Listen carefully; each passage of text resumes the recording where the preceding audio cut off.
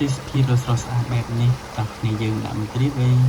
មាននៅឆ្ងាយគឺប្រភេទថ្មក្រៅខេត្តកំពង់ឆ្នាំងយ៉ាងហ្នឹងហើយមិនឆ្ងាយពីភ្នំពេញប្រហែលទេចំណាយពេលជិះតែ1ម៉ោងតិចតួចយើងនឹងទៅដល់ទីនោះហើយតាមផ្លូវនៃការធ្វើដំណើរគឺយើងធ្វើដំណើរតាមផ្លូវជាតិលេខ5បុកទៅសាលាលេខ5ហើយយើងបុកទៅស្រុកទឹកផុសខេត្តកំពង់ឆ្នាំងហើយតាមផ្លូវគឺទេសភាពស្អាតមែនទែននៅក្នុងរដូវប្រាំងបើថារដូវវស្សារឹតតែស្អាតថែមទៀតនៅក្នុងរដូវប្រាំងនេះគឺម្យ៉ាងដោយសារតែវាខ្វះទឹកហើយដើមឈើឬរុក្ខជាតិផ្សេងៗហ្នឹងគឺវាមានភាពស្រស់ក្រោះប៉ុន្តែវាមិនជាថ្មីទេគោលដៅយើងគឺទៅលេងទឹកធ្លាក់ថ្មក្រាលហើយតាមផ្លូវគឺមានទេសភាពប្លែកៗហើយមានផ្លូវចក្រស៊ូផងផ្លូវលំផងហើយដោយថាងយើងជាអ្នកដែលដើរលេងចូលចិត្តឈៀលបែបធម្មជាតិបែបហ្នឹងខ្ញុំជឿថាមិនអីទេហើយការធ្វើដំណើររបស់ពួកខ្ញុំហ្នឹងគឺចិត្ត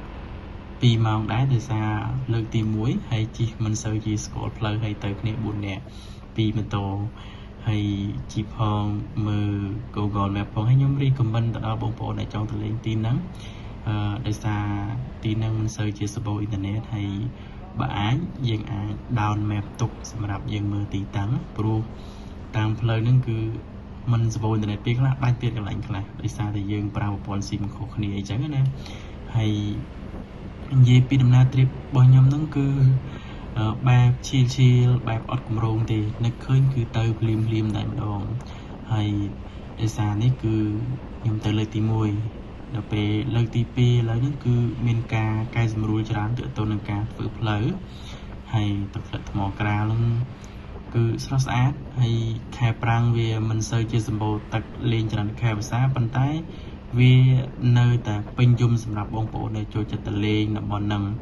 ហើយទឹកធ្លាក់នៅខាងថ្មក្រាលហ្នឹងគឺមានច្រើនមានតាំងពីកំពង់សាមគ្គីមានតាំងពីទឹកធ្លាក់បង្កងរនាបប៉ុន្តែក្នុងវីដេអូមួយនេះខ្ញុំបង្ហាញតែទឹកធ្លាក់ថ្មក្រាលតែប៉ុណ្ណោះហើយនៅជុំវិញទឹកធ្លាក់ថ្មក្រាលហ្នឹងគឺមាន resort ច្រើនមាន resort នេះកាយផ្ទះលំហែដូចបោះតង់មុខផ្កាយពោធិជា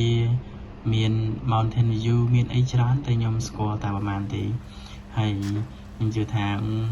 យើងរកពេលសម្រាប់ខ្លួនឯងមួយវិភាគមួយអីចឹងទៅយូរយើងដាក់មក trip ចឹងទៅ relax អីចឹងទៅហើយឈៀលដូចពួកខ្ញុំនេះអស់លុយតិចទេហើយក៏មិនចំណាយច្រើនអីណាស់ណាដែរគឺមកល្មម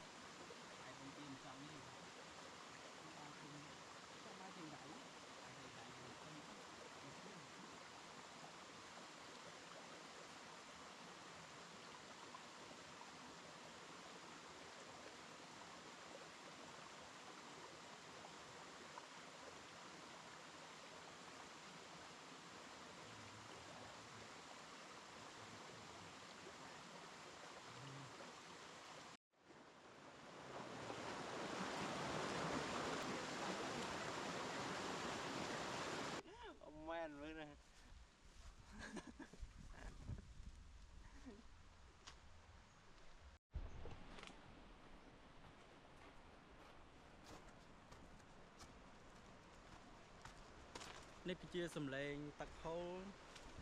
នៅទឹកធ្លាក់អីគេវិញថ្មក្រាលបាទខ្ញុំមកលេងខ្ញុំផ្លេចទៅនេះគឺជាទឹកធ្លាក់បាទ